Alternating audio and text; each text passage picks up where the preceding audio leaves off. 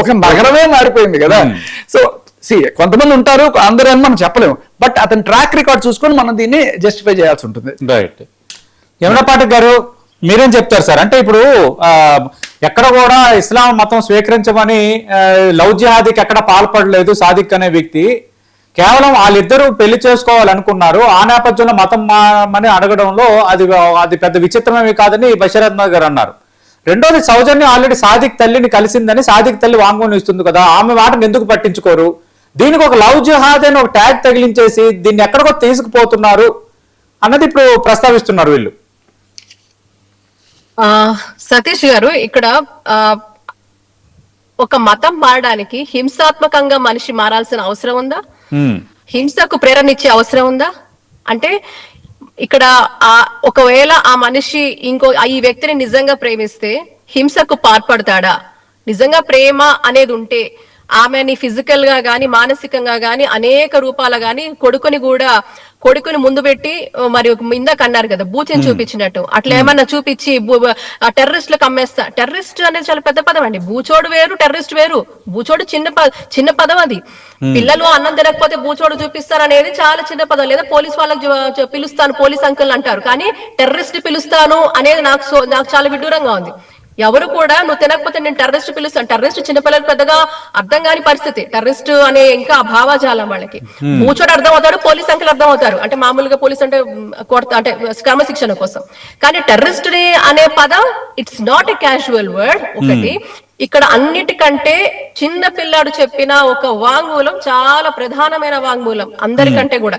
ఎవరు కూడా పెద్దవాళ్ళు వాళ్ళ అమ్మ మాట్లాడిందంటే ఎవరికి వాళ్ళు వాళ్ళ పిల్లల్ని సేఫ్ గార్డ్ చేసుకున్నారనే చూస్తారు, చేయాలనే చూస్తారు. కాబట్టి ఇక్కడ పిల్లాడి పాత్ర చాలా కీలకంగా మారబోతోంది.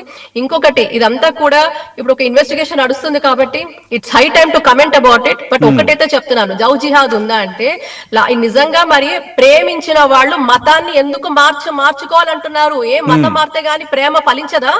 మతం మారితేనే ప్రేమ ఫలిస్తుందా? మతం మారిన వాళ్ళకి ప్రేమ ఉంటుందా? మతానికి ప్రేమకు సంబంధం ఏంటండి? It's human emotion. ప్రేమ అనేది హ్యూమన్ ఇమోషన్. ఆ హ్యూమన్ ఇమోషన్ ని తీసుకెళ్లి మీరు మతానికి, రిలీజియస్ దానికి ఎందుకు అంటగడుతున్నారు? అండ్ ఇలాంటి పెద్దలు ఎందుకు ఒప్పుకుంటున్నారు? నేను ఈ రోజు ముస్లిం పెద్దలను సమాజంలో ఉన్న ముస్లిం పెద్దల్ని ప్రశ్నిస్తుంది, అర్థిస్తుంది, వేడుకుంటుంది ఒకటే. ఎందుకు మీరు ఈ మాత్రం విశ్లేషణ ఇవ్వలేకపోతున్నారు? ఎందుకు చెప్పలేకపోతున్నారు? కాకినాడ ఇది ఒకటి కాదు. అండ్ వితౌట్ ఫ్యాక్ట్స్ నేను ఎప్పుడు మాట్లాడు సతీష్ గారు, ఊహాగానాలకి చోటు ఇవ్వను, ఊరికే మాట్లాడు.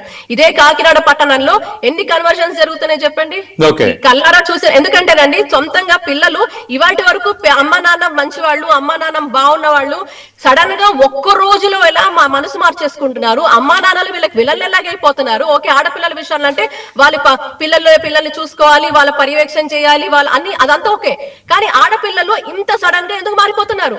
ఎందుకు మతం మారిపోయి పోని వాళ్ళు ఏమన్నా చాలా అద్భుతమైన ఒక స్ఫూర్తిదాయకమైన వ్యక్తితో పెళ్లి చేసుకుంటున్నారా అంటే అది వాళ్ళ నేపథ్యం చాలా డిఫరెంట్ గా ఉంటుంది. So it is a high time. ఇక్కడ ఎవరిని కించపరిచే ఉద్దేశాలు లేదు, కానీ ఇవన్నీ కూడా ఒక సోషియో ఎకనామిక్ ఫ్యాక్టర్స్ ని ఖచ్చితంగా పరిగణలో తీసుకోవాలి. మరి ఆడపిల్లలు, హిందూ ఆడపిల్లలు ఎందుకు సడన్ గా వీళ్ళు ఒక్క రోజులో మనసులు ఎందుకు మారిపోతున్నాయి? ఎందుకు వీళ్ళు మతం మార్చుకుంటున్నారు? అల్లారు ముద్దుగా పెంచిన అమ్మా నాన్న మీద కేసులు ఎందుకు పెడుతున్నారు? ఇది ఎందుకు డిస్కస్ చేయకూడదండి? Why are we voiceless? ఇక్కడ let us talk with holistic గా మాట్లాడదాం. హోలిస్టిక్ గా చర్చ జరగాలి, రీసెర్చ్ జరగాలి, పెద్దలందరూ కూర్చోవాలి. అందుకే ఒకటే కేవలం హిందూ సంఘాన్ని కూర్చోపెట్టి మాట్లాడకూడదు, ముస్లిం పెద్దలు కూడా కూర్చోవాలి. అంటే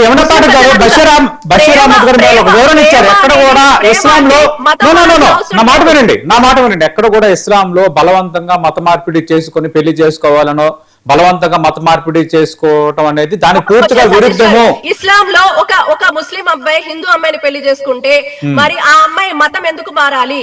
ఇస్లాం ఎందుకు ఒప్పుకోదు? ఇస్లాం లో భగవంతుడు మరి అంత దయామయుడు, భగవంతుడు సర్వోత్తముడు. మరి భగవంతుడు అలాంటి భగవంతుడు అంత వాత్సల్యం ఉన్నవాడు ప్రజల మీద. మరి ఏ మతం అయితే ఏంటి? ఎందుకు మతం మారాల్సి వస్తుంది? మతం మారాల్సిన అవసరం ఎందుకు వస్తుంది?